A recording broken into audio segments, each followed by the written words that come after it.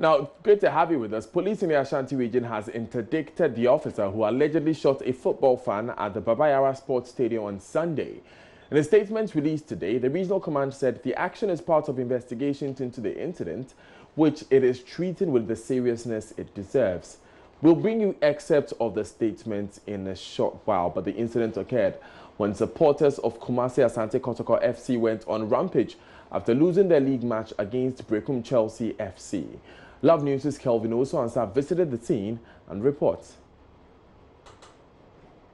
This is the Babayara Sports Stadium and the exact spot where yesterday a Kumasi Asante Kotoko fan was shot. On March day 3, Kotoko lost by a goal to nil to Brekum Chelsea, and the Kotoko fans were very unhappy with refereeing decisions from centreman referee Charles Bulu.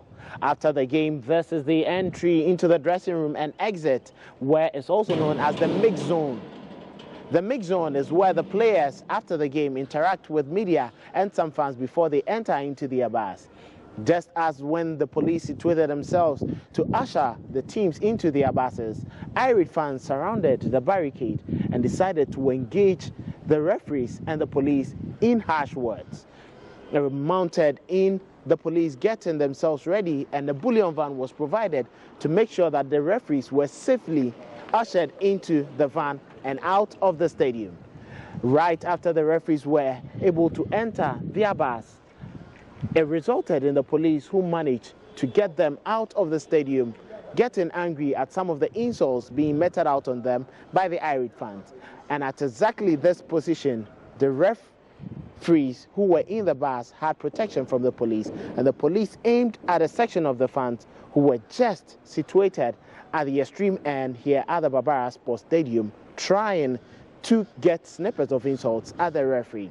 A direct shot caught one of the fans, who painfully got injured at the eyelid and fell down at this exact spot here at the Kumasi Babayara Sports Stadium. Very unfortunate situation for a fan who just came to enjoy the game and goes back home injured. He's currently having treatment at the Konfanochi Teaching Hospital, where he's stable, and further checks would be made to make sure he's safe and in good health before he's discharged from the hospital. From the Kumasi Babayara Sports Stadium, Kelvin Ouswansa, Love Sports.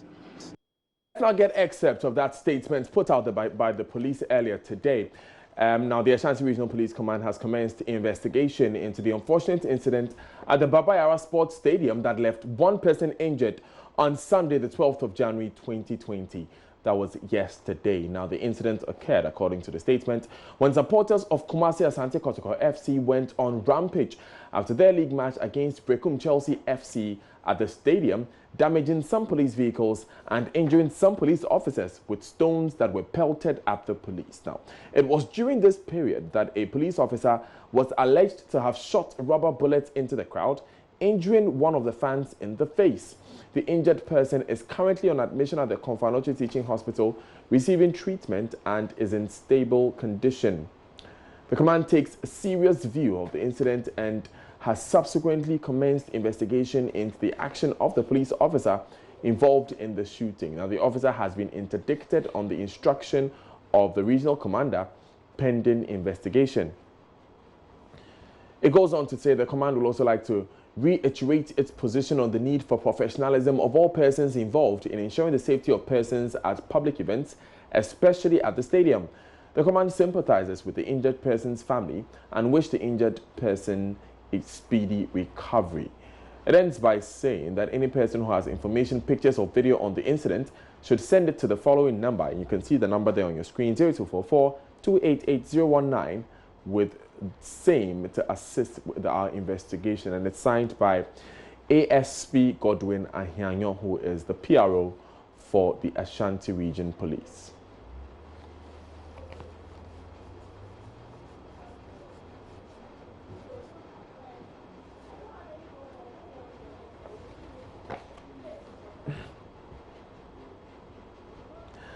Expect more on this story later in the bulletin. Now, at least 7 leaders of graduate teachers who picketed the GES this morning have been arrested by the Ghana Police Service. The persons, yet to be confirmed by JoyNews, led dozens of protesters representing about 3,000 teacher trainees nationwide to demand postings. Police Commander as the Ghana Education Service, Superintendent Florence Owusu, told JoyNews that the group claimed they had been invited there by the GES. They were arrested after they refused to comply with police directives. PSA Nanaya Safo joins us live with more. PSA, tell us exactly what transpired this morning. Yes, and so at exactly 6 a.m. today, members of the coalition of posted trained teachers from colleges of education across the country, hundreds of them, we are told about 200 in number, showed up at the Ghana Education Service today, demanding postings for themselves, of course, as teachers. The confusion that seemed to arise came from the fact that, according to the teachers, they had received messages from the GES to come for verification today. They had those messages officially sent from the GES to the same portal they had been negotiating with them and networking via their application vouchers. Unfortunately, when they arrived, they were told by the GES authorities there that they debunked the claims that they had sent a message. They claimed it was a fake news being circulated and that they could not work with them. This brought about some confusion as the police had been prepped to tag or repel any such attempts that were made, as they on the part of the police were told by Madam Florence, who is the head there of the police service at the Ghana Education Service, that they had been prepped and told that such situation may happen of teachers coming to picket, and that they had to get them off the ground. The teachers decided there was a bit of a clash between teachers and the police, but eventually the teachers were sat down, and according to reports, the teachers or eyewitnesses told that some of them suffered abuses and that were even arrested and sent to the police headquarters here in Accra. So, PSA, from what you gather, it looks like the teachers refused the directive from the police to leave the premises. Is that correct?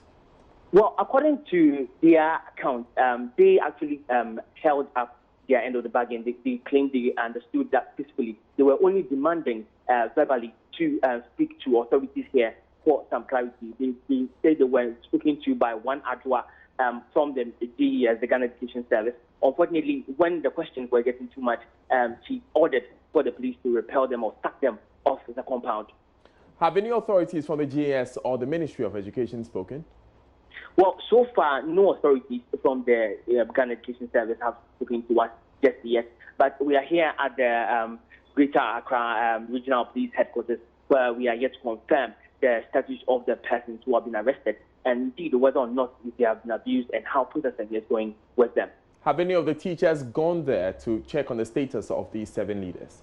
Well, none of the teachers are here on the ground as we speak. They are still right in front of the Ghana Education Service. We are picking up intelligence from some of their remaining leaders that they may return in a few hours or so, depending on the agreement that they reach. Thank you very much, PSA and Nanaya Safo. We'll come back to you when there's more.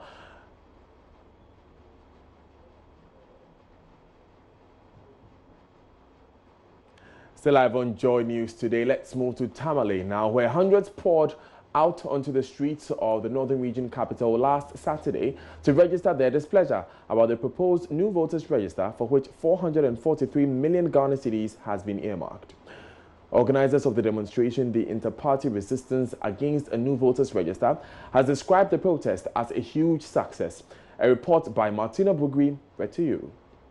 Congregation of hundreds of party supporters from 13 political parties, civil society organizations, as well as a blind association.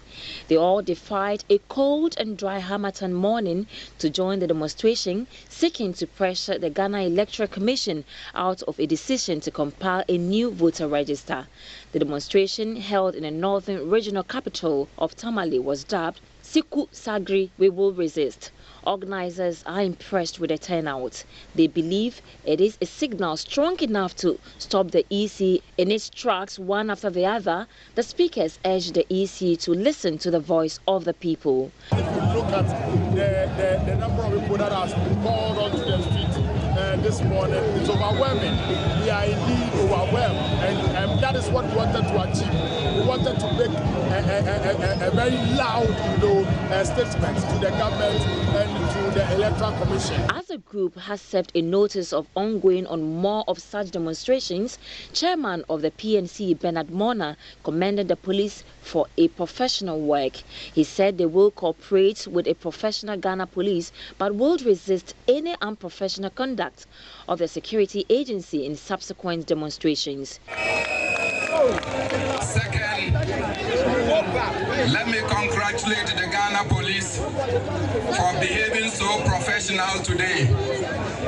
If the police of Ghana will continue to become a professional police, citizens will respect the mandate of the police and we shall cooperate with them. If the police become police of Ghana, they can be assured of our support to make their work easy. But if the police become the police of Nana Akufo-Addo, we shall assure them that they will never get cooperation from us. They are looking to hit the Ashanti regional capital Kumasi and the nation's capital Accra with series of demonstrations.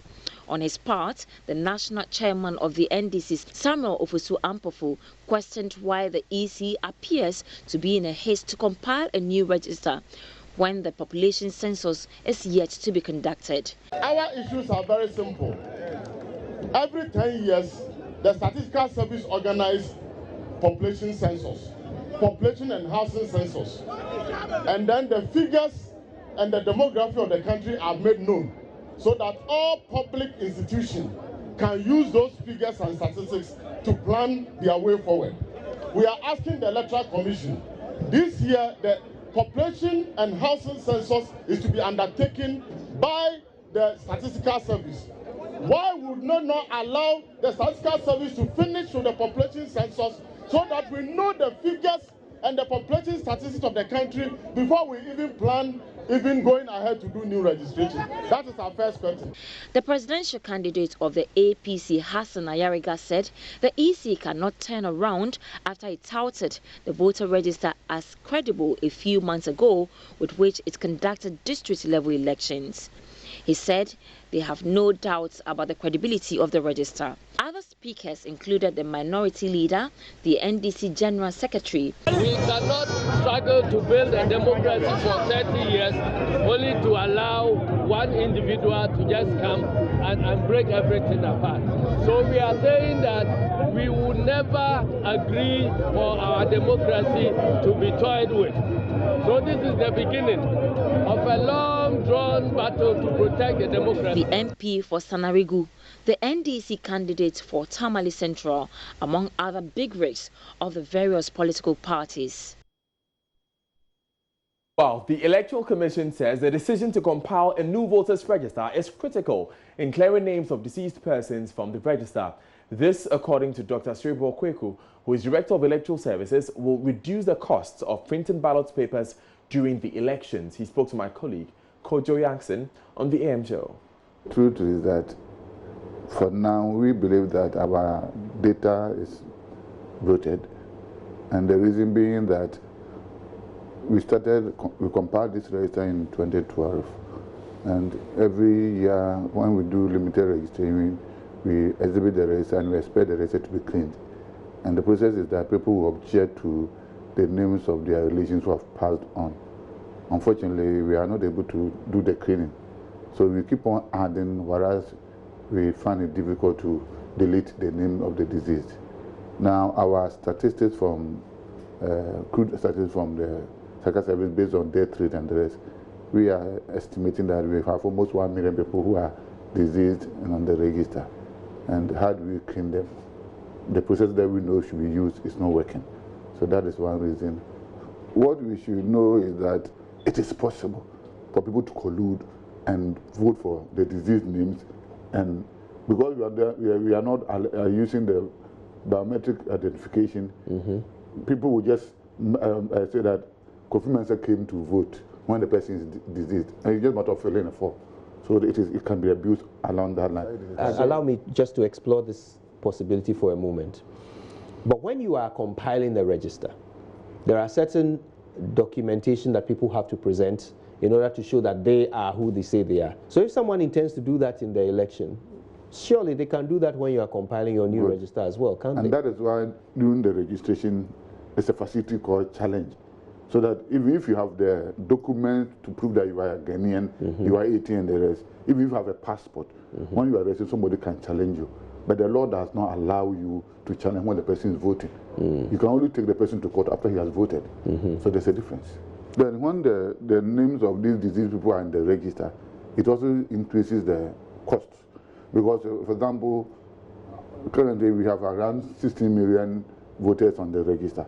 So if your estimation is right, that means that when you are printing ballot papers, you print additional 1 million. You spend in training the people, you spend in the printing the paper, the ballot papers, and you spend in paying them the allowances for no work done.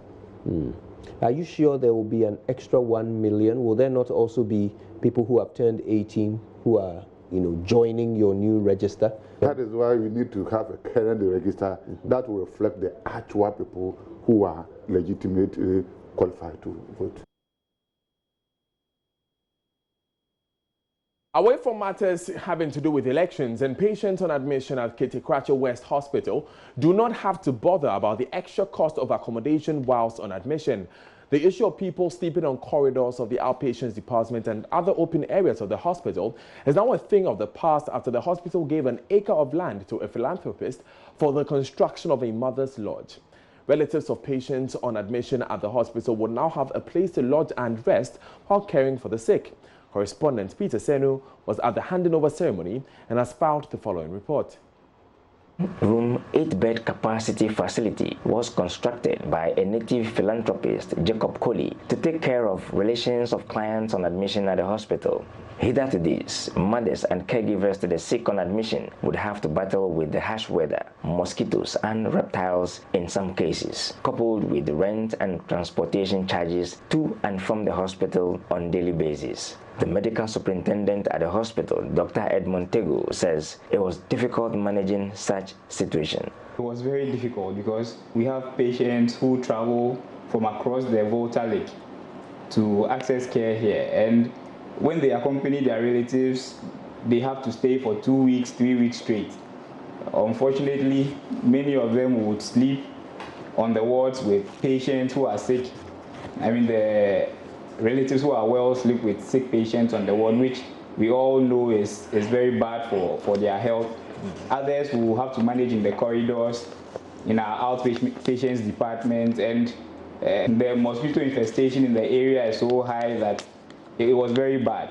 So the situation was that when you treat the clients, usually before the relative goes, you would have to treat them for malaria. And we are so happy that this current donation to the hospital would change the situation. Meanwhile, the paramount chief of Ketekrachi traditional area, Nana Mpra Besemuna III, has challenged the management of the hospital to put the facility to good use while maintaining it. So with that you should put into motion immediately some mechanism to be able to, I wouldn't say charge people, I wouldn't say that, but find a way of getting some funds to keep the place as it is. You have to make sure that everything is kept intact so that when he comes back, anytime he decides to come in,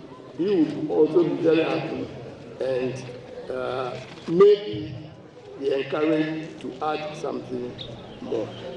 Some potential users of the facility have expressed their excitement at the gesture. Today I'm so happy to see this beautiful building. I am so happy and I thank God so much. For about 5 years of working in Accra West District Hospital, our clients' relatives have suffered so much mosquito bites. Sometimes it will be raining, they will be sleeping on floor outside.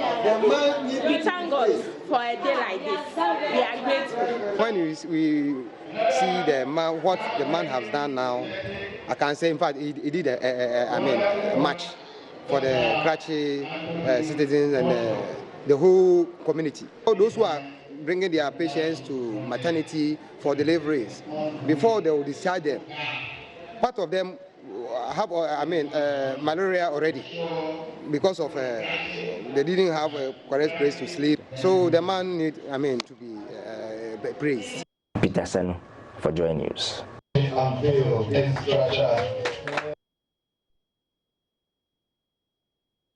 Now, still on our health, cervical cancer will kill 1,500 Ghanaian women this year.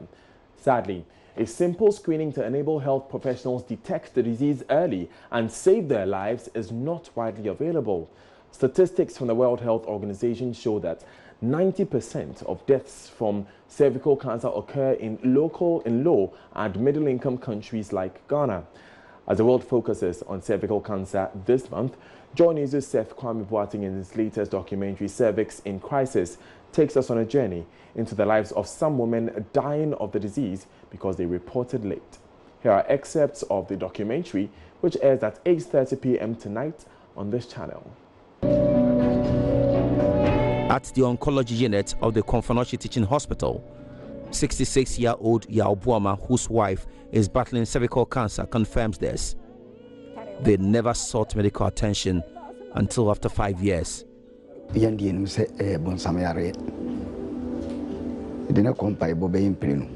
We concluded it was a spiritual disease, so I sent her to a prayer camp twice. Yet she didn't get better. They kept taking money from us. I was so worried, so I took her to a Muslim traditional healer. Still, her condition was deteriorating. Observing the pain she was going through, especially at night, I then decided to take her to hospital.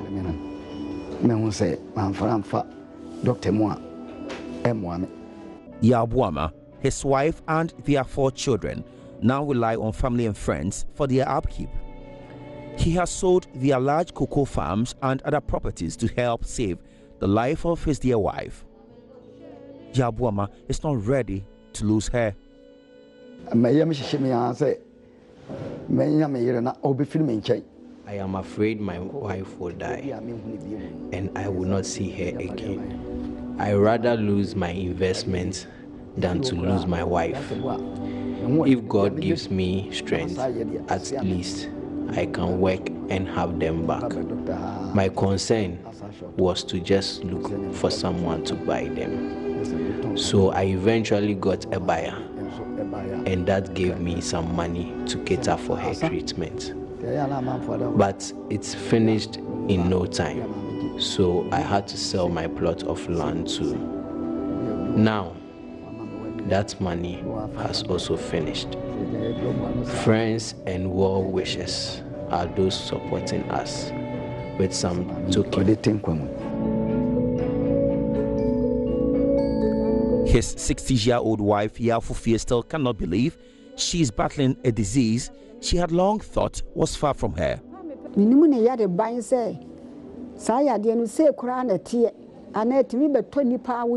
I had no idea what cancer was all about. I didn't know it could attack the uterus in the stomach. All I knew about it was that it attacks only the leg.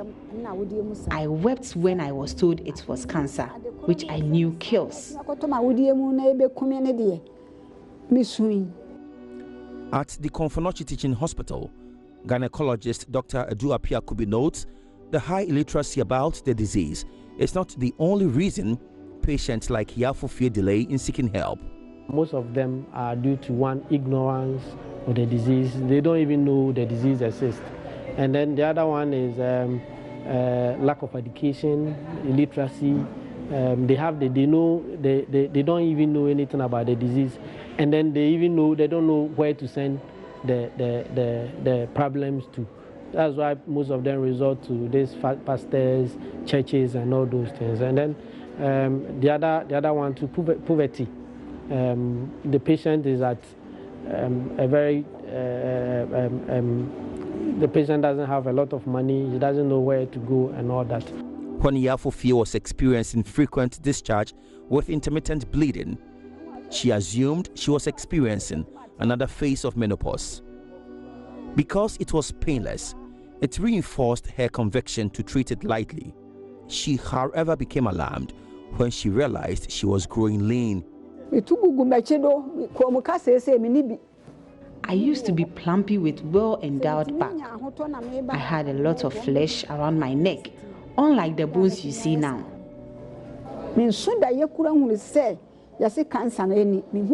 I never imagined cancer could cross my path one day.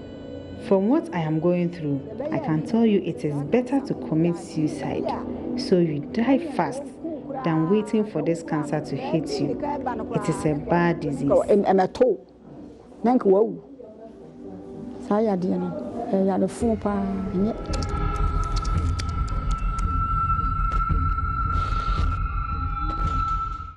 And it's live on the JoyNews channel at 8:30 p.m.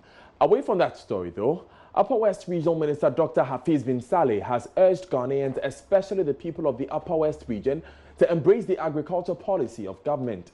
Dr. bin Saleh said government's Planning for Food and Jobs program has tremendously impacted the lives of the people in the region and urged the Ministry of Food and Agriculture to increase the supply of seedlings and fertilizer to the region. This came up when the second runner-up of the National Best Farmer program called on him at his office in Wa.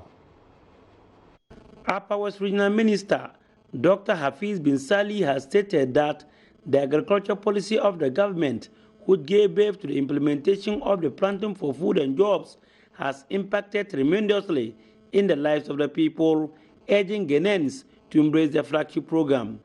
Through farming, we can enhance the economy, not only of the Upper West region, but the entire nation.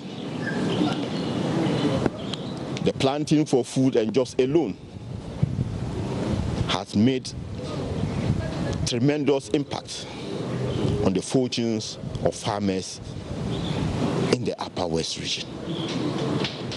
And it is my expectation that in 2020, the subsidized products that we received will be increased this year. Fertilizer, improved seedlings, and other agricultural inputs. It is my expectation that the Ministry of Food and Agriculture would consider the Upper West region highly because we have embraced the Planting for Food and Jobs and other programs that the government has initiated and is implementing in the Upper West region. He noted that more than half of the population of the Upper West region are into agriculture and is therefore no surprise of the award won by the Chief Executive Officer of Antica Company Limited. Dr. Hafiz bin Saleh urged him not to rest on his oars, but work above himself to win the ultimate in the next edition. As a region where our farmers go strictly by the tenets of scientific farming that has resulted in he winning this award. I believe strongly that this achievement will spur many farmers on to give off their best so that they can also achieve what Antica Farms has been able to talk. Alhaji Abdullahi Antiku Seidu won the second runner-up position at the National Best Farmers Day held in the Volta region last December. Apart from the tractor and the 200,000 life insurance package he received from Glyco, he was also given a double cabin Nissan pickup. Alhaji Antiku Abdullahi was grateful to the Upper West Regional Minister, the Upper West Regional Directorate of the Ministry of Food and Agriculture, and the people of the Upper West region for the tremendous support given him. He reporting for JoyNews, Rafiq Salam. Wow.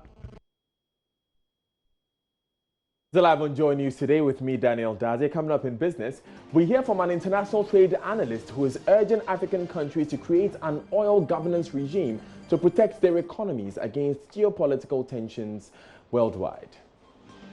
Between two major players at the global level shouldn't really affect us that much because we put in place the necessary mechanisms, locally. Daryl has those details and more after this.